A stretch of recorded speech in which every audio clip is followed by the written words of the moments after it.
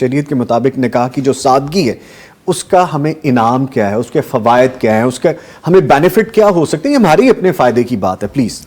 ایک تو یہ ہے کہ ہمارے پیسے بچتے ہیں، وہ کسی مثبت کام کے اندر استعمال ہو سکتے ہیں، ہمارے اپنے ہی کام آ سکتے ہیں. اور دوسرا یہ ہے کہ یہ سنت ہے، نبی صلی اللہ علیہ وسلم کے 11 نکاح تھے، کسی ایک میں بھی ایسا عمل نہیں تھا کہ جو ہمارے معاشرے کے اندر جو نکاح چل رہے ہیں اس میں ہو.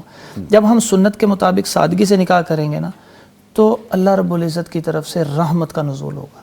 ہم سمجھتے ہیں رحمت ایسی ہو جس کو ہم فزیکلی دیکھ سکیں، نہیں، ہماری جو اعمال کے اندر ایک رحمت اور برکت آ سکتی ہے، اچھے اعمال کی طرف اولاد راغب ہو سکتی ہے.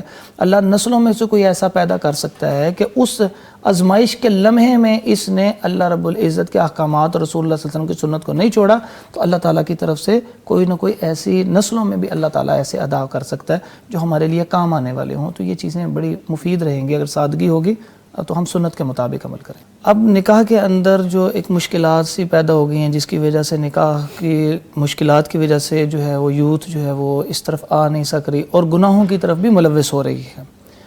تو اگر اس میں آسانی ہو جائے تو اس کے بہت سے پرسپیکٹیو ہیں جس سے ہم آسانی کی طرف آ سکتے ہیں.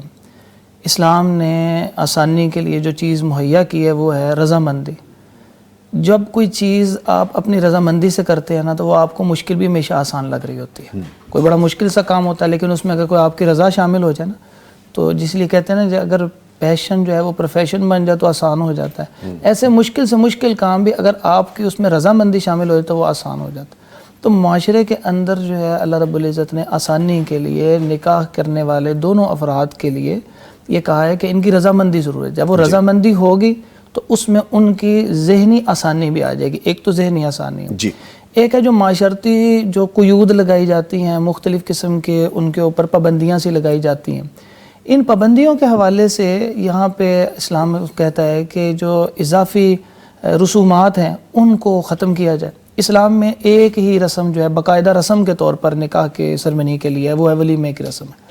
اگر ہم اسی کو ایمفیسائز کریں، اسی کو فوکس کریں اور اس کے اندر بھی اسراف سے پرہیز کریں تو یہ نکاح جو ہے وہ ایک آسان بن جائے گا. ہمارے نکاح کو ہمارے ہاں نا ایک مائل سٹون بنا دیا گیا کہ مائل سٹون اچیو کرنا ہے، جیسے کوئی بہت بڑی اچیومنٹ ہوتی ہے نا اس کے لیے انسان وہاں تک پہنچتے پہنچتے بہت ساری کہ اس کا سٹیٹس کیا ہونا چاہیے، اس کے پاس گاڑی ہونی چاہیے، اس کی اچھی نوکری ہونی چاہیے یا بزنس ہونا چاہیے، یعنی وہ ویل اسٹیبلش ہوتے ہوتے ہی بہت دور ہو جاتا ہے. یعنی اس چیز کو اچیو کرنے کے لیے معاشرے نے جو نارمز ڈیولپ کر دیے ہیں، جو چیزیں ڈیولپ کر دی ہیں وہ اتنی مشکل ہو گئی ہیں کہ نوجوان جو ہیں اس تک پہنچتے پہنچتے ہی بہت دیر لگ جاتی ہے.